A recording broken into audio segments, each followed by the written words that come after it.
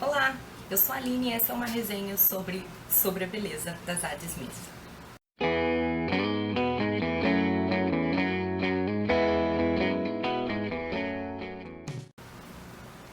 Bom, a Zadie Smith é uma escritora inglesa e esse é o terceiro romance dela e foi publicado em 2005.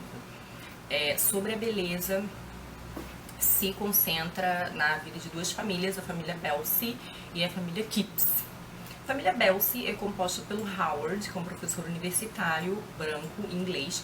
Ele dá aula na Universidade de Wellington, nos Estados Unidos. Ele é casado com a Kiki, que é uma enfermeira negra, uma mulher altiva, muito bonita, e eles têm 3 filhos: o Jerome, a Zora e o Levi. O Jerome tem uma relação complicada com seu pai. O Howard é um liberal muito radical, iconoclasta, e o Jerome ele se torna cristão, né? Tem uma ideologia assim diferente do pai. Ele acaba indo para a Inglaterra para fazer um estágio e lá ele acaba estagiando com o Monty Kipps. O Monty Kipps é uma espécie de adversário intelectual do Howard. O Monty nasceu em Trinidad e Tobago e ele é conservador. Ele também é casado com a Carlene, né? A Carlene acho que é dona de casa. E ele tem 2 filhos, a Victoria e o Michael. Então o Jerome vai para a Inglaterra, fica estagiando com o Monty num determinado momento. Ele se apaixona pela filha do Monty, né, pela Victoria. Dá uma confusão danada e ele acaba voltando.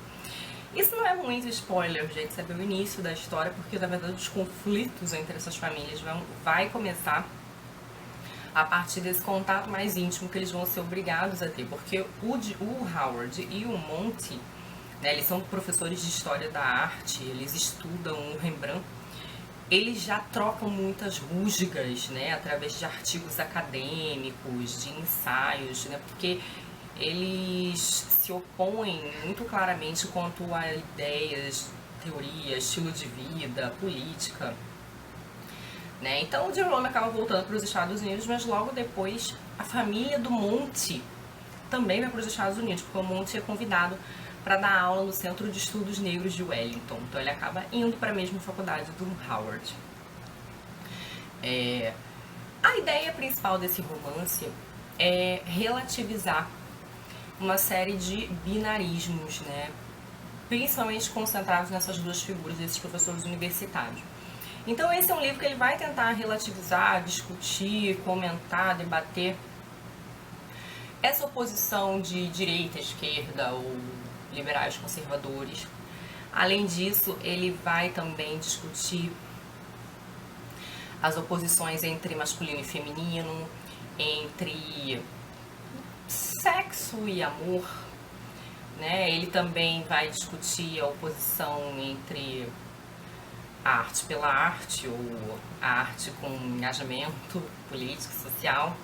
Ela também vai discutir a oposição entre fé e razão, né? Especialmente nessa figura do Jerome, que entra muito em conflito com seu pai, porque o Jerome ele acredita e ele quer acreditar, e o Howard fica ridicularizando ele o tempo todo. E tem também uma espécie de oposição entre o discurso acadêmico e uma espécie de sinceridade que alguns personagens não conseguem ter. Uma grande questão nesse livro é discutir aquilo que a pessoa professa enquanto teoria, ideologia de vida e aquilo que ela realmente faz, né? Então, entre a teoria e a prática. E há personagens muito interessantes nesse livro. Esses personagens vão ser levados a fazer uma série de reavaliações, eles vão ser levados a pôr à prova um pouco aquilo em que eles acreditam, né? Ou aquele ambiente em que eles estão inseridos. E a proposta, então, do livro é um pouco essa. Não sei se o livro logra completamente em fazer isso, em relativizar isso, em pôr esses personagens para evoluir de uma certa forma a partir desse conflito, dessas reavaliações que eles são obrigados a fazer, tá? Porque eu acho que um dos problemas desse romance é que ele tem personagens demais e ele tenta resolver questões demais. Então, ele não aprofunda em todas as coisas, ele não consegue. Então, o questionamento de certos binarismos desse livro não avançam tanto quanto poderiam. Ficam numa discussão um pouco superficial. Esse também é um romance que tem muitos personagens, então a gente às vezes fica sentindo falta do desenvolvimento, do melhor desenvolvimento ou do aprofundamento de certos personagens.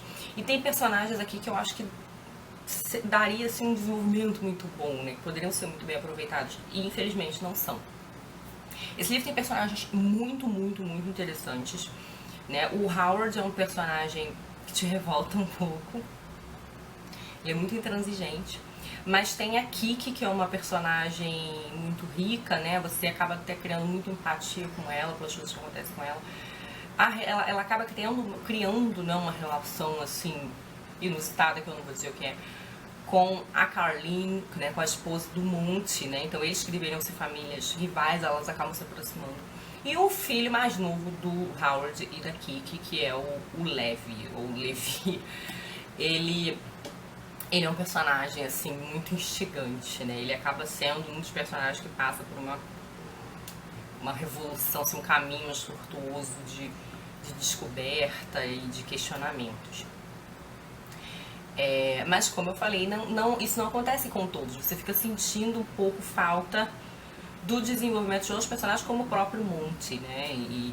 Então, esses personagens que não são bem desenvolvidos, eles acabam funcionando meio como títeres, assim. Eles não só não avançam muito para além do lugar social onde eles estão, ou para além das ideias que eles professam, ou das teorias acho que aqui eles são adeptos, e eles também parecem que eles não têm muita profundidade, né? Quase como se eles fossem criados, quase não, eles claramente são criados para representar uma ideologia ou um grupo social, porque uma das coisas das oposições que é discutida aqui, que é colocada à prova ou colocada sob análise, é a do rico e pobre também, porque também esse livro também envolve uma situação envolvendo pessoas imigrantes, né, do terceiro mundo, pessoas mais ligadas a uma condição mais marginal. Mas nem sempre, né, você vê que os personagens eles foram criados muito para representar aquele grupo, mas eles não conseguem avançar muito, né? Então, assim, não soa muito real, né? Porque você vê que há situações em que eles poderiam... A coisa podia ser mais esmiuçada, mas nem sempre acontece. E o que acontece é o seguinte, isso dá uma certa aleatoriedade pro romance, assim. Você não entende muito bem porque certos personagens, certas questões, certos binarismos foram mais aprofundados que outros. Eu fiquei com essa impressão. Bom, então esses foram os problemas do romance, mas esse romance ele tem muitas qualidades. Eu tenho tentado resenhar mais os romances que eu gosto muito, não os que eu acho ruins, ou enfim, acho muito problemáticos. Mas eu decidi resenhar esse romance porque ele é um romance que ele causa um impacto grande, sabe? Ele tem grande qualidade. Uma delas é o estilo narrativo da Zadie, assim, é uma narrativa bem, digamos assim, exuberante, né? Ela consegue dar uma certa voz muito específica para os diferentes personagens. Então ele é um romance, vamos dizer assim, tanto quanto híbrido, né? Os diálogos são muito realistas, né? Esse é um romance que tem muito realismo. Então, assim, ela não só consegue criar cenas muito vívidas, né, que soam muito reais, que te convencem muito, e nesse sentido a gente acaba sendo literalmente absorvido pelo livro, pela história.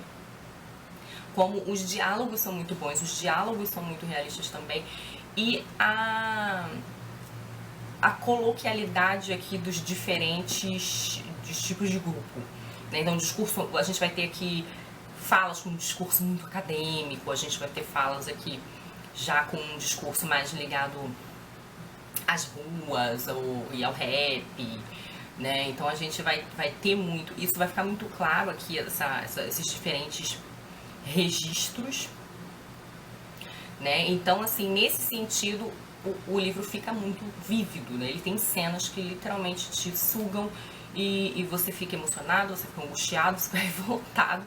Eu acho que essa é a grande qualidade desse romance, sabe?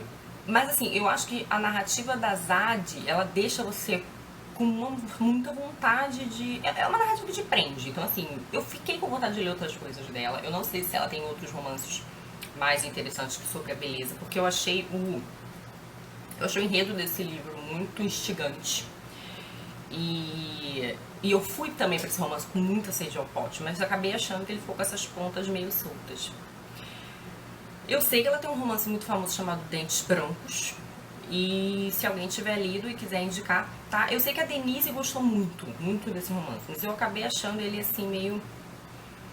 Não achei ele totalmente coeso, né? Acho que algumas coisas ficaram meio soltas, não sei se isso foi intencional, até porque o fim do livro ele tem um pouco a ver com essa abertura estrutural dele, mas assim, você fica um pouco com a sensação de desperdício, né? Tipo, poxa, podia ter acontecido mais alguma coisa com esse personagem, né? Ou com essa questão, eu confesso que eu fiquei sentindo falta, mas assim, é uma narrativa forte, é uma narrativa poderosa, eu diria. E então talvez valha a pena acompanhar o trabalho da Zad, tá? Então se mais alguém leu, gostou, leu outros livros, comenta aí embaixo e vamos conversar, tá bom? Boas leituras, beijo pra vocês, até a próxima, tchau!